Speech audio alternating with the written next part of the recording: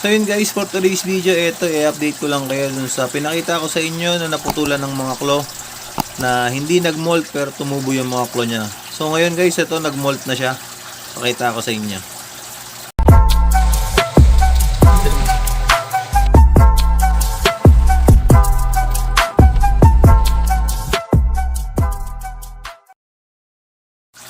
So yun guys, ito yung nag-molt natin na crayfish na napansin nyo na tumubo na yung mga claw niya, pero maliliit lang. So last time, ito yung clip yan sa gilid.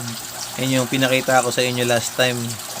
Sa mga nakapanood ng video na ito, so yan, may customer kasi tayo or yung isa sa mga subscriber din natin nagtanong na kung tutubo daw ba yung mga claw o yung sipit, pati yung mga galamay nila, yung paa nila, kung naputulan na yung mga crayfish natin. So yun guys, sa video natin last time, tumubo naman po yung mga yan. Kaso lang, masyadong maliliit pa yung mga claw nya nun. Kaya,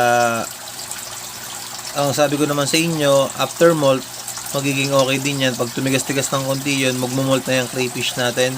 So yun, in-isolate natin ulit ito. Hindi pa natin ito pinakawalan dun sa community tank natin. Kasi kung papakawalan natin ito sa community tank, maaari pa rin siyang mabuli at mamatay lang din yung crayfish natin. Ayan. So ngayon, ito na siya guys. Ayan. So bagong molt lang to guys. Kung nakita nyo naman ang difference. Last time, sobrang liit. Sobrang ano lang yan, sobrang ikse nung mga itinubo na claw niya. O ngayon guys, halos ilang araw pa lang. So 2 days pa lang ang nakalipas after natin maipakita sa inyo na i-post ko yung video ng crayfish na to. Kung napansin nyo, talagang napaka-ikse, halos kalahati lang yung claw niya na yan. Ngayon kung makikita nyo, pantay na yung claw niya, ayan. Pati sa left side niya, may tumubo na rin mahaba. Yung claw niya talagang as in claw na talaga. Ayan, medyo maliit lang. Pero syempre, bagong tubo kasi yan. Eh, yung sinasabi ko dito yung mga legs niya. Ang laki ng difference ng legs niya. Last time, kalahati lang yung nakita natin sa mga legs ng crayfish na yan.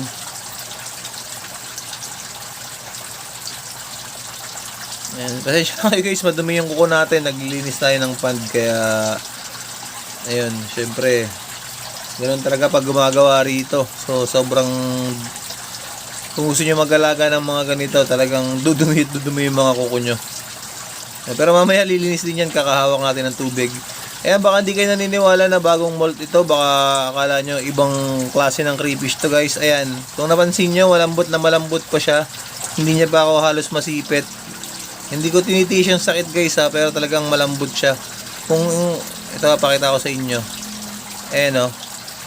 Na pipisil pa siya. Hindi siya matigas. So yung mga bagong molt na ganito guys, hindi siya sobrang tigas. Hindi ko lang na ipakita sa inyo yung pagmumolt niya kasi siyempre hindi naman natin pwedeng bantayan tong mga to 24 hours. So nakita ko lang ngayon na may exoskeleton na siya. Umiwalay na yung exoskeleton niya. Ito yon. Yan, halos nakita nyo naman, same size lang sila. Pero lalaki na tong crayfish natin na to guys. So ito yun siya guys, yung nag-molt. Pakita ko lang ulit sa inyo. Ayan. So di ba? Nakita nyo naman na pwede pa lang tumubo yung mga claw ng crayfish natin. Saka ayan, ang haba na talaga. Kung titingnan mo sa pinagtanggalan, halos wala talagang claw. Kunting-kunti lang. Pero ngayon, ayan, na-survive niya na yung sarili niya. Tubo na lahat yung claw niya, tumubo na lahat, kompleto na, magkakasing haba na yung paa niya. So kailangan na lang nating patigasin to. Pagka tumigas na yung katawan ng crayfish na to guys, pwede na natin ibalik sa community tank. So kung bakit ko to ginagawa, ay para lang maipakita sa inyo na pwede palang ganito, na nagre-regenerate pala yung mga claw or yung mga sipit or mga body parts ng crayfish natin. Ayan, after molt. Ayan, so kaya ko lang ginagawa itong video na to guys. Pero kung sobrang dami naman ng crayfish nyo, kagaya dun sa pond natin, hindi na natin magagawa yung mga ganito. Saka hindi na tayo manghihinayang sa mga mortality. Syempre yung mortality talaga nandiyan sa ano yan. simula sa pag-itlog, pagpisa, pag-aalaga ng mga krillings, hanggang paglaki guys, nagkakaroon pa rin ng mortality. Hindi pa rin naiiwasan yan. Kaya ayun, lagi kong sinasabi sa inyo na kung mas marami kayong breeder, mas maganda para hindi kayo manghinayang pag nagkaroon kayo ng mga mortality kagaya nito. Pero since yun, nagtanong lang sa atin yung isa sa mga customer and subscriber natin kung nag-regenerate ba yung mga claw o yung mga galamay ng mga crayfish natin pag naputulan. Yes po, nagre-regenerate po yan. Ito po yung patunay na talagang nakakasurvive po sila. Ayan, so tamang pag-aalaga lang at pag-isolate sa kanila para maiwasan po natin yung mga case na pagkamatay ng mga crayfish natin o madagdagan yung mga mortality. So yun guys, sa mga bagong tambay sa channel natin dyan, ayan, so pakisubscribe nyo na po yung channel natin and then i-click nyo na po yung notification bell icon natin para na-updates ko kayo tuwing gagawa ko ng mga video tungkol sa pag-aalaga ng mga crayfish. Ayan. So yun guys, hanggang dito na lang at maraming salamat sa inyong lahat and happy crayfish farming po.